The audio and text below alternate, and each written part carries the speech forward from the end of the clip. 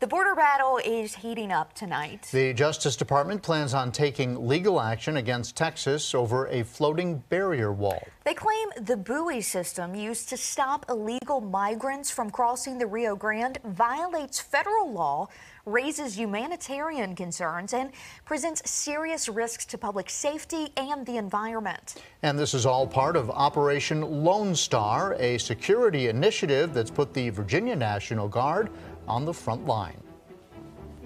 In late May, Virginia Governor Glenn Youngkin announced that he would be sending Virginia National Guard troops to Texas to assist in patrolling the border.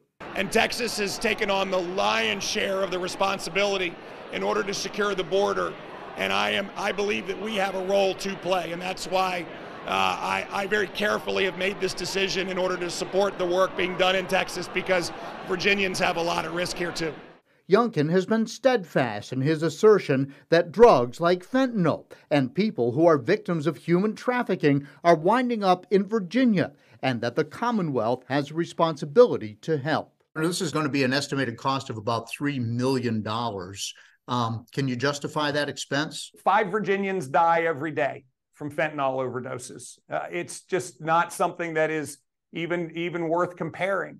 Texas has put up $9 billion in order to try to address this.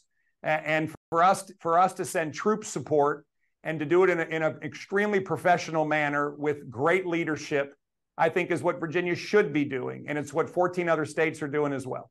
The troops deployed earlier this month and are now working to assist Texas in the town of Eagle Pass on the Rio Grande River, one of the most intense points of attempted entry by migrants.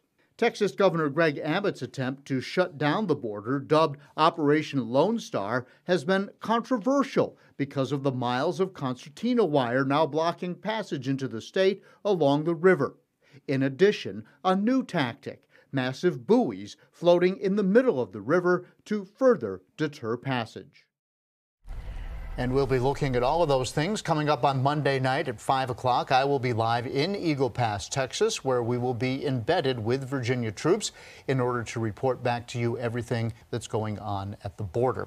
You'll also find complete coverage on WSLS.com with bonus reports, photos, videos, and my own insights for WSLS insiders.